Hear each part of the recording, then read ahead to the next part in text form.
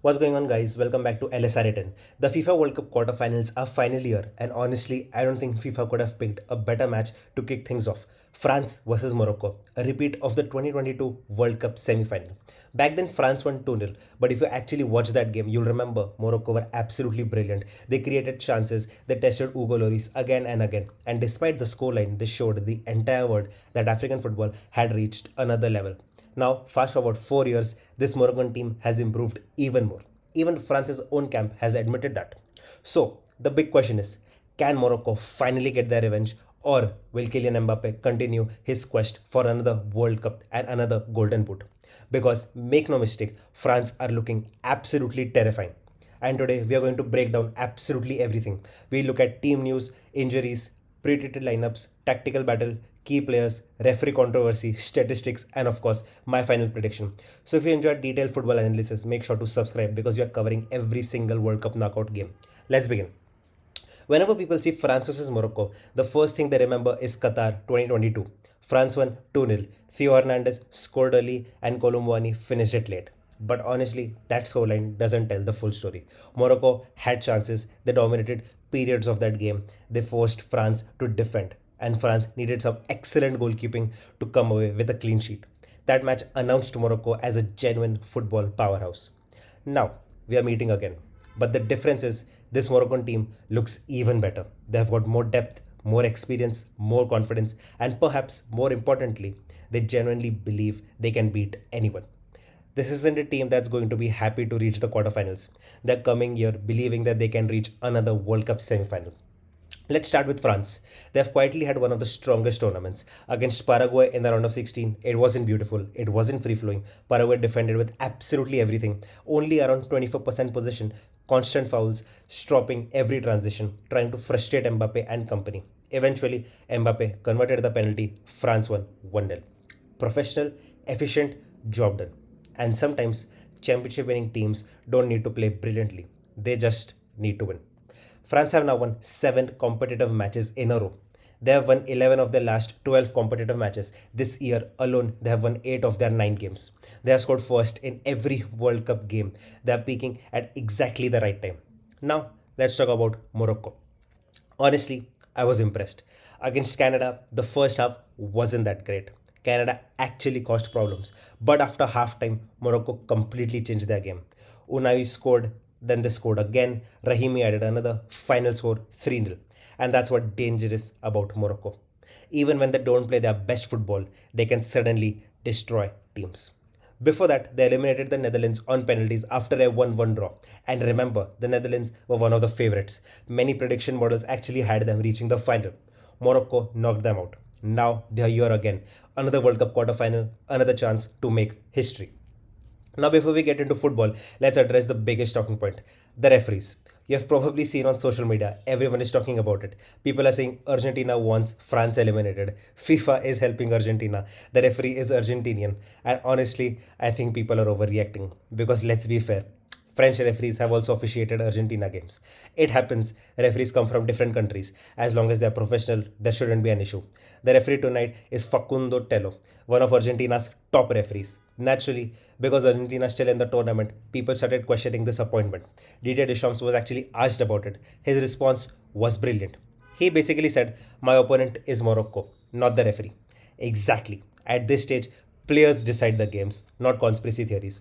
Hopefully, the officiating is transparent, fair, consistent, and then nobody has any excuses afterwards. Now let's move to the squads. Starting with France, the biggest concern Aurelien Chouameni. He is still a doubt. Personally, I really hope he plays because he completely changes France's midfield. He's calm under pressure, wins the second balls, excellent defensively, and he allows Olise, Dembele, and Doué to play much higher. If he doesn't start, Manu Kone is expected to replace him. Kone is a very good player, but he is also walking a disciplinary tightrope. One yellow card and he'd miss the semi-final. France actually have several players in that situation. Michael Olise as well. And a few defenders. One booking tonight and if France qualify, they'll miss the biggest game of the tournament. They could definitely influence how aggressively they defend. Now Morocco have their own injury concerns. The biggest one, Ismail Saibari. Huge doubt, hamstring issue. He came off against Canada. If he doesn't start, Rahimi is expected to come in. Another concern, Chadi Riyad. still not fully fit, which means Hal may continue. Those are significant absences, especially against France's attack. Let's put the lineups on the screen.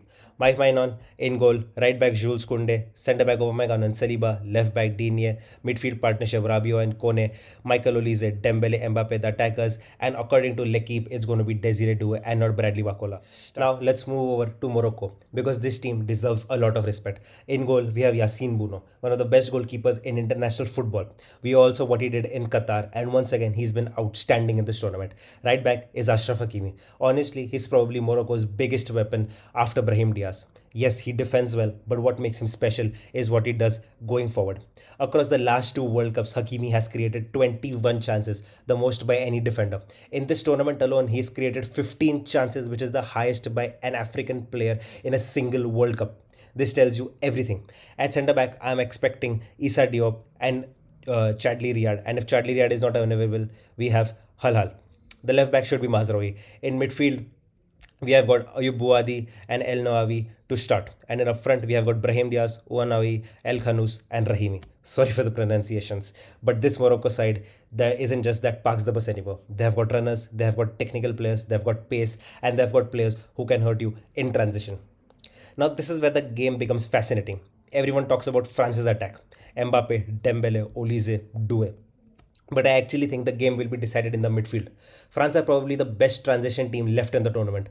They don't need 70% position. They don't need to dominate the ball. They're perfectly happy allowing you to have the position, waiting for just one mistake and then attacking with unbelievable speed.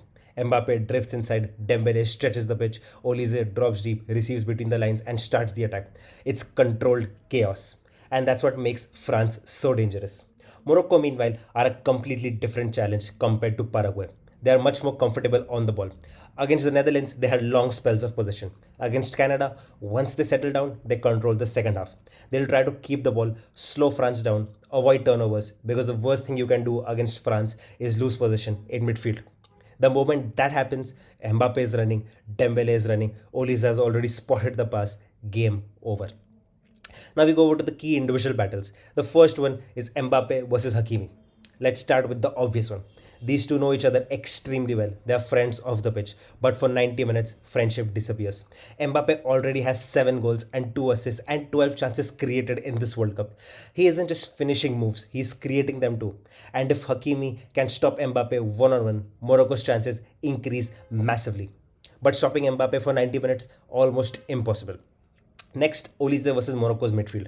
This is the battle not people are talking about enough. Michael Olise has been sensational. His creativity has been unbelievable. He's become the first player since Zico in 1978 to complete 10 plus successful dribbles, 10 plus open play chances created, and 10 plus through balls in his debut World Cup. That's ridiculous. If Morocco allow him time between the lines, France will create chance after chance. Brahim Diaz. If Morocco are going to win, Brahim Diaz has to have a huge game. Since the 2025 Africa Cup of Nations, he's been directly involved in 10 goals for Morocco. 6 goals, 4 assists. Whenever Morocco attack, everything goes through him. France simply cannot allow him that space. Let's be fair. This isn't a mismatch. Morocco absolutely have a chance. First, they're unbeaten in 34 matches. 34. That's not luck. That's consistency. Secondly, they're extremely organized. Every player understands their role. Their defensive shape is excellent.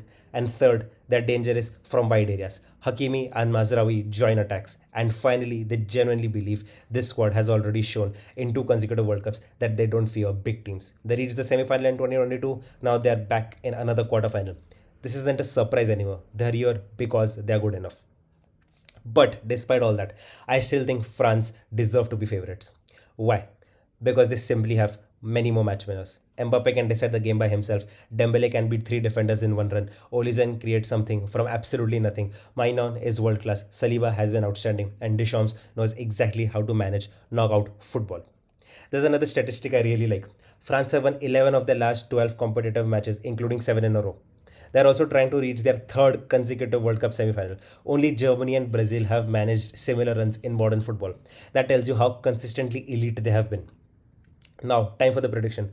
Do I think Morocco can win? Absolutely. Would I be shocked? Not really. This Morocco side has already proven they belong with the world's best. But when I look at both these squads, France just have that little bit more quality. more experience, more game changes, and in knockout football, sometimes that's all you need. I actually think this game is going to be much tighter than people expect. I wouldn't be surprised if Morocco score. I wouldn't even be surprised if this game goes to extra time. But eventually, I think France find a way. My prediction: France 2, Morocco 1. If it goes to extra time, I can see France winning 3-2. Either way, I expect a very close game. But now it's your turn. Who are you backing tonight? France or Morocco? Drop your predictions in the comments down below. If you have enjoyed this detailed preview, make sure to hit the like button, subscribe to LSR10, and turn on notifications. Thank you for watching so much. I'll see you in the next one. Take care and enjoy the football. Bye bye.